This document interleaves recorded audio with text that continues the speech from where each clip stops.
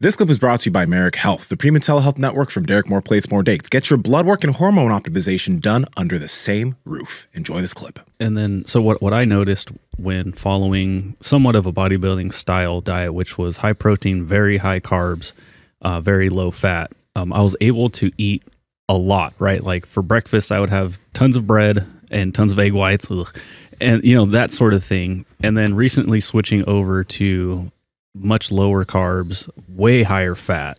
We were talking before the podcast about 10 eggs a day. Like I'm still doing that and I feel fantastic because the way I feel is I'm fuller way longer, because prior to that, the high carbs and stuff, like I would eat, and because I could eat more, I would get another meal within like the next hour or two. But I also felt like I needed that meal. So now with the higher fat, I don't feel like I need to eat again till dinner time.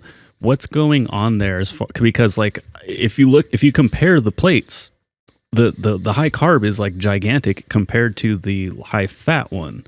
So what is it that about fat that makes me feel fuller longer? Yeah, so it's a great question. And for one, what I would say is I generally would aim for somewhere in between those two places. Fair. Wouldn't want to be eating so much fat and so little carbs to the point that we can skip a meal without an issue. And I wouldn't want to be eating so little fat that we need to eat in an hour after eating. The reason why fat has that effect has more to do with the carbohydrate availability. So carbohydrate availability will determine how much carbs we burn. So it's not as much about the fat intake, it's more about the carb intake in that effect. Of course, if we have fat, we will be burning more fat as well. But carbohydrate availability is the main determinant. And in tandem with what I was discussing earlier, the lack of carbohydrates is a major signal from our environment that there's low energy availability. The reason for that is because anytime that we don't have food available, whether we're just going for a long run, or we're fasting, or we are in a famine, whatever it is, we have to shift to fat burning. That's our main storage of fuel is fat.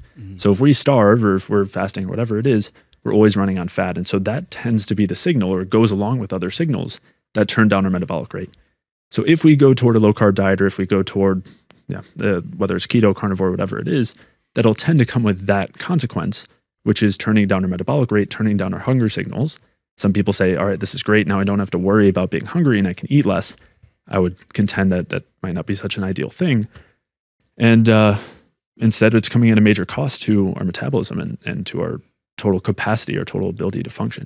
Even if we keep the protein fairly high? That'll help to preserve muscle mass, but typically will still come with the negatives of carb restriction. Okay. Interesting. Yeah, because I just, same thing. It's like if I keep the protein high, I just feel fuller longer. On the flip side, when the carbs were really high and I put the protein really high, I would get like pretty bad stomach aches and I'd be pretty gassy all over the place. So I think, yeah, you're right. Like finding a little bit of a balance, but for right now, it's working really, really well where I keep the fat really, really, 10 eggs high. And, I don't really feel the need to eat in the middle of the day, which in my opinion, really, really helps the stress from having to stop what I'm doing, go into the break room, heat up a meal, and then eat, right? Because we just did 2 podcasts. So if I was relying on that meal, it would be pretty difficult for me right now to kind of pay attention to this podcast because my stomach would be on the microphone, not me. So that's where I feel like the 2 meals a day has been really beneficial for myself. Yeah, well, and to go back to something else you said, if you were having those digestive issues when you were increasing the carbs, I would be considering what types of carbs you're eating. I know you mentioned bread.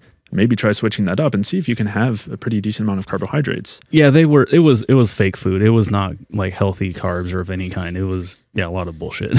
Yeah. because that's what, a lot of people love about that style diet is like, oh, I get a shit ton of food I could eat. Insert the worst processed foods that you can imagine, but it fits. And because it's high carb, low fat, I'm still under my caloric, restriction or whatever you want to call it. Yeah. Yeah. And so that would be something I would consider. And then the other thing too, and this would just go back to what we were discussing earlier. Yes, eating more consistently is less convenient, and it's not conducive to working, of course, a lot and working a lot straight through and, working a lot of hours, and neither is getting a lot of sleep, and neither is working out, and neither are a lot of the other things that we do that we know are supportive of our health and are worth that inconvenience. And so that's what I would be thinking of. Hey guys, if you like this clip, go ahead and comment down below and let us know what you liked about it. All right. Share this with a friend. Make sure to subscribe to the channel. And also, we are on Reddit and Discord.